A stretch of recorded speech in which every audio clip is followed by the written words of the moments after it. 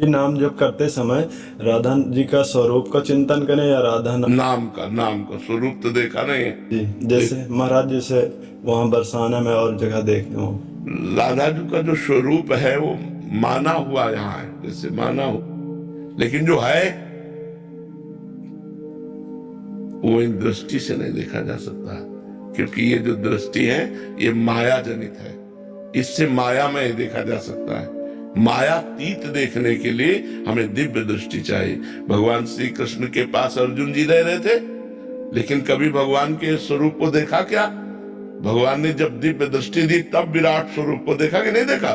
तो ऐसे ही जो हम रूप देख रहे हैं सब उन्हीं के हैं, लेकिन वो रूप जो श्री कृष्ण को मोहित कर लेता है, जो श्री कृष्ण को अधीन कर लेता है, वो तो राधा नाम ही दिखाएगा, वो तो दिव्य दृष्टि। थोड़ा सा बता दीजिए। जब तक मन आनंद में नहीं रहेगा तो शरीर के कष्ट में लग जाएगा, वो विपत्ति में लग जाएगा, वो दुख में लग जाएगा, जो हम झेल नहीं पाएंगे।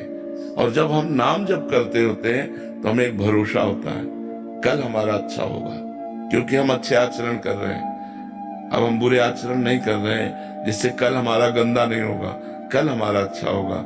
पर आज से ही कल का निर्माण होगा। अगर आज हमारा गंदा हो गया तो कल हमारा गंदा हो जाएगा। वर्तमान ही भविष्य का निर्माण करता है। हमें वर्तमान के समय को अच्छे आचरण में और भगवान नाम जप में व्यतीत करना है और चिंता नहीं करनी। देखो, कोई ऐसा मनुष्य शरीरधारी नहीं है जिसको संघर्ष ना करना पड़े। क्यों? आप बताओ, कोई ऐसा है जिसको संघर्ष जीवन में ना करना पड़ा हो, जिसको विपत्ति या दुख या छल कपट या धोखा ये सब ना देखने पड़े हो? ये संसार का स्वरूप है।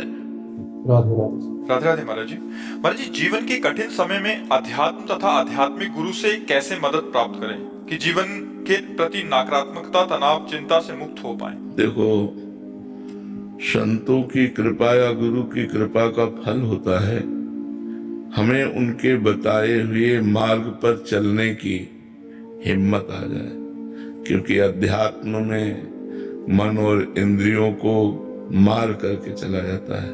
मन कह रहा है ये देखना है, ये सुनना है, ये खाना है, ये पीना है, ऐसा तो धर्म पूर्वक जो खान पान है उसको करो और नाम जप करो। अगर नाम जप करोगे तो आप में आध्यात्मिक पावर जागृत होगा, और उसी पावर से हम काम, क्रोध, लोभ, मोह, मद, मत्सर जो हमारी विपत्ति का कारण है, विपत्ति का कारण पाप है और पाप का मूल वासना है, तो ये वासना के क्षेत्र है और इसके लिए कुछ छोड़ना नहीं है। मतलब जैसे लोगों के दिमाग में रहता है कि हम घर द्वार छोड़ दें, हम इस बात से आपको बिल्कुल, हम खुद छोड़े हुए हैं, बचपन से छोड़े हुए हैं, तो अनुभव की बात कह रहे हैं। हमको उद्देश्य बदलना है, सिर्फ उद्देश्य।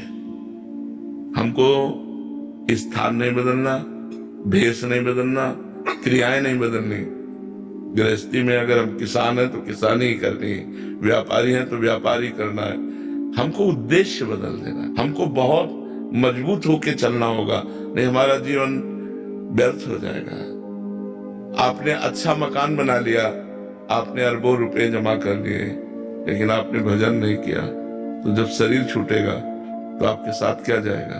किया हुआ पाप कर्म, किया हुआ पुण्य कर्म, भजन तो किया नहीं, तो फिर यही आवागमन चक्र, यही सुख दुख का चक्र। इसलिए संत और गुरु के पास जाया जाता है अमोघ वस्तु प्राप्त करने के लिए। अमोघ माने जिसका नाश न हो, जो व्यर्थ न हो, वो है भगवान का नाम, वो है भगवान का मार्ग, वो है भगवान की लीला कथा, भगवान से प्रेम।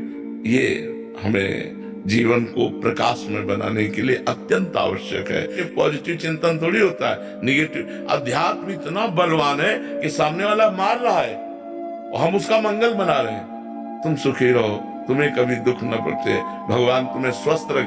क्या ये मतलब है? क्या सामने वाला गाली दे रहा है, उसको मारने की चेष्टा कर रहा है और वो उसका मंगल मना रहा है। ये है अध्यात्म। इतना बल है अध्यात्म में कि अपने को अपमानित करने वाला, दुख देने वाला, हम उसको भी सुख देना चाहते हैं। कितना महान हृदय हो जाता है अध्यात्म से। इसलिए हम अध्यात्मवान बने, नाम जप करें। मुझे बड़ा नाम जब के समय मन इधर उधर बहुत भागता है। कोई परेशानी नहीं, अगर इधर उधर मन भागेगा, हम भोजन पाएंगे तो पेट भरेगा कि नहीं? ऐसे ही जितना नाम जप कर रहे हैं, एक एक नाम से संसार के प्रति वैराग्य और अपने स्वरूप का ज्ञान और भगवान से प्रेम ये होता जाएगा। बहुत कष्ट है संसार में, आप देखो ना, बहुत कष्ट है। सब कुछ मेहनत करके किया, इसके बाद हम मर रहे हैं, सब छूट रहा है। अब फिर अगला जन्म, फिर पढ़ाई लिखाई, फिर मैं, यार कब तक चलता रहेगा? कब तक चलता है? कोई स्थायी बात तो बने। अपना स्थायी नहीं, अपना ट्रांसफर वाले हैं। सरकारी ट्रांसफर आया तो छोड़ो शरीर, छोड़ो घर, छोड़ो पत्नी, छोड़ो पुत्र, छोड़ो बैंक बैलेंस, नया। अब पता नहीं सुअर बने कि कुत्ता बने कि पशु बने कि पक्षी बने, क्या बने, कुछ पता नहीं। इसलिए नाम जप करो, भगवत कथा सुनो, संत संग करो, अच्छे आचरण करो, जिससे तुम्हारा मंगल हो जाएगा। और जो कर्म करें वो अच्छा कर्म करें। ये तुम्हें पता है बुरा कर्म क्या है, बुरा कर्म त्याग कर दें और अच्छा कर्म करें तो इसी जन्म में हमें आनंद की प्राप्ति हो जाएगी, जिसे आनंद कहते हैं। रुपए में आनंद नहीं है, मकान में आनंद नहीं है, एसी रूम में बैठा हुआ है, निगेटिव चिंतन जल रहा है, पंखा भी नहीं है लेकिन पॉजिटिव चिंतन मस्त है। चिंतन पॉजिटिव है, वो मस्त है। तो चिंतन पॉजिटिव कहां से आएगा बिना अध्यात्म के? गोपा चंद्र जय श्री हरि। महाराज जी, भगवदानंद अनुभूति, लीला में प्रवेश अनुभूति, समाधि की अनुभूति, ब्रह्मानंद की अनुभूति क्या है और इसे क्या शब्दों में? यह अलग अलग मार्गों से है। आप जो उच्चारण किए, अष्टांग योग से समाधि का अनुभव होता है और वेदांत से आत्मस्वरूप ब्रह्म बोध अनुभव होता है और श्री कृष्ण चरणानुरागियों के संग से, शरणागति से वैष्णव जनों को भगवान की लीला रस का रसास्वादन होता है, भगवान की नित्य लीला में प्रवेश होता है। ये आपने अलग अलग अष्टांग योग और सांख्य योग और भक्ति योग, ये तीनों के अलग अलग परिणामों को आपने वर्णन किया। जो ब्रह्मानंद है वो वेदांत दर्शी मार्ग से प्राप्त होता है, जो समाधि है वो अष्टांग योग से प्राप्त होता है और जो लीला प्रवेश है ये भक्ति योग से प्राप्त होता है। जो भक्ति योग के सिद्ध महापुरुष हैं, उनके जब हम चरणों की दास्ता स्वीकार करते हैं और वो अपने हृदय का मार्ग देते हैं, तब हम श्री कृष्ण लीला आसक्त चित्त होकर के स्थूल शरीर, सूक्ष्म शरीर, कारण शरीर, तीनों शरीरों के राग का त्याग करके भाव देह से लीला में प्रवेश पाते हैं, इन देहों से नहीं। वो देह सच्चिदानंदमयी होती, चिदानंदमयी देह होती है जो गुरु प्रसाद से, जैसे गोपी भाव या सखा भाव या सहचरी भाव, तो जो गोपी है या जो सहचरी है, जो भगवान का सखा है, वो चिदानंद स्वरूप होकर श्री कृष्ण से मिलता है, ना कि इन पार्थिव शरीरों से। पंचभूतों की सामर्थ्य नहीं कि श्री कृष्ण का आलिंगन कर ले। वो चिदानंदमय देह तुम्हारी, विगत विकार जान अधिकारी।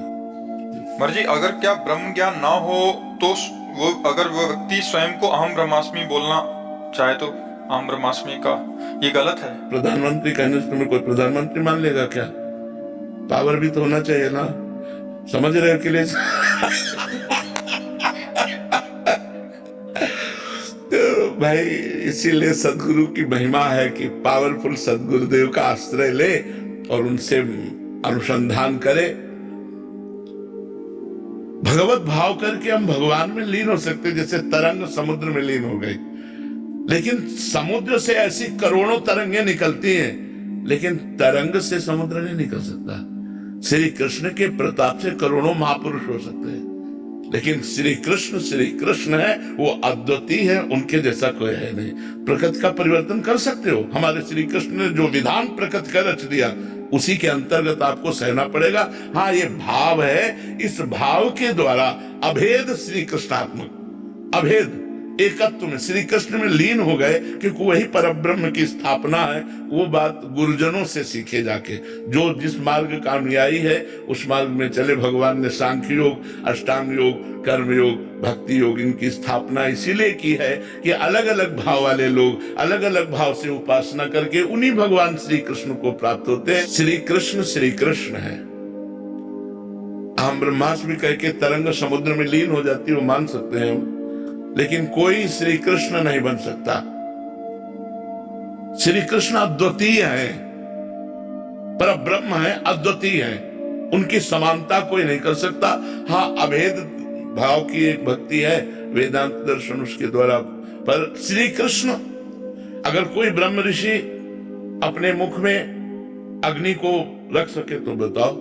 मुंजा टवी में आग लगी, भगवान श्री कृष्ण बाल गोविंद ने पूरी आग को अपने मुंह में रख लिया, अपने सखाओं से कहा आंख मूंद लो, पूरी आग को पी गए। कालिया का जहर भयादह कूद करके उसका मर्दन करके रमणक द्वीप भेजा। कुछ 7 दिन 7 रात 7 वर्ष के गोपाल जी ने ऐसे गिरिराज धारण किया। कोई भगवान के जैसा नहीं हो सकता। पर ऐसे हम शुरू कर दें कि हम ब्रह्मास्मि, तो ऐसे नहीं। गुरु की चरण, शास्त्रीय आदेश है महापुरुषों के शरण में जाए, उनसे ज्ञान योग का मार्ग सीखे और फिर उसके अनुसार चले और भगवान कृपा करें तो वो सिद्धि को प्राप्त हो। जो निर्विघ्न मार्ग निर्वाह कर ले जाए वो कैवल्य परम पद प्राप्त कर लेता। श्री कृष्ण की सेवा मात्र में इतना सुख है कि दीयमानम न ग्रहणन्ति विना मत सेवनम जना। ये बड़े बड़े मोक्ष कैवल्य आदि देने पर भी भक्त स्वीकार नहीं करता। भगवान की चरण दासता में वो सुख है। तो हमें लगता है कलयुग है, हम ब्रह्मास्मि, तो सिद्ध होना बड़ा कठिन है। हमें लगता है कि अगर श्री कृष्ण दासत्व ले लिया जाए, प्रिया जी का दासत्व ले लिया जाए तो पार हो जाएंगे। क्योंकि करो सदा तिनके रखवारी, जिम बालक राखे महतारी। इसमें भगवान रक्षा करते हैं और ज्ञान में स्वयं आप ब्रह्म है। अजामिल ने पुत्र के बहाने से नारायण बुलाया तो उसे परम पद मिल गया। जीवन भर गलत आचरणों में रहा, लेकिन अंतिम समय नारायण भगवान का मंगलमय नाम निकल गया। तो हमें लगता है कि कलयुग में नाम महाराज की जय है, इसलिए नाम को पकड़ लो तो मंगल हो जाएगा। हरे नामयु हरे नामयु हरे नामयु केवलम कलौ नास्ते नास्ते नास्ते गत्यंता। तो चाहे राधा बोलो, शिव बोलो, राम बोलो, हमारी दृष्टि में सब एक ही है, वही हरि है, उन्हीं के विविध नाम है। जो नाम प्रिय लगे खूब जपो, मंगल हो जाएगा। तो जो ज्ञानिन कर चित अपरई बरियाई विमोह बस करे। माया इतनी विचित्र है, इतनी प्रचंड है कि शिव विरंती का मोह है को है बपुराण। तो हमें लगता है बच्चा कृष्ण कृष्ण कहो, राधा राधा कहो, प्रभु की दास्ता में रहो, प्रभु की कथा सुनो, प्रभु का चिंतन करो, प्रभु के भक्तों की शरण में रहो, तो हमें लगता है पार हो जाओगे माया से। ब्रह्म चिंतन बहुत कठिन हो गया है। ऐसा नहीं वो मार्ग है, मानते मार्ग है, लेकिन बहुत कठिन है बच्चा। जो निर्विघ्न पंथ निर्वाही सो कैवल्य परम पद लाई। यहाँ हम छोटी छोटी चीजों में तो आसक्त हो जाते हैं। संपूर्ण चराचर जगत से वैराग्य होना, लोक पर लोक से, तो अपने शरीरों से वैराग्य होना, शरीरों से वैराग्य होना। शरीरों से 3 शरीर है, स्थूल सूक्ष्म काल, तीनों शरीरों से वैराग्य होना, तब आत्मस्वरूप का बोध गुरु कृपा से होना। ये बड़ा कठिन मार्ग है। हमें लगता है अगर राधा राधा कृष्ण कृष्ण कहे तो अभी प्राण निकल जाए तो अभी परम पद मिल जाएगा। राधा रानी की अनन्य भक्ति, आपका प्रेम हमेशा बना रहे महाराज जी, यही चाहते हैं जीवन का सार भी यही है। हाँ जीवन, पर इसमें आवश्यकता है, आपने एक शब्द कहा अनन्य, अन्य ना। बस साधु का जीवन तभी चमकता है जब अन्य ना हो, कोई संबंध ना हो और कोई अपना कहलाने वाला ना हो। पूरे जीवन में सावधानी रखनी होती है साधुता में कि कोई अपना कहलाने वाला ना हो। लोग आपको लाखों अपना कहें, आपके दिल में कोई अपना नहीं होना चाहिए, केवल श्री जी के सिवा। अगर कहीं ऐसी चूक हो जाती है कि हम किसी को अपना मान लेते हैं तो धोखा के सिवा, अशांति के सिवा, अपमान के सिवा, भगवद विमुखता के सिवा कुछ छात नहीं लगता है।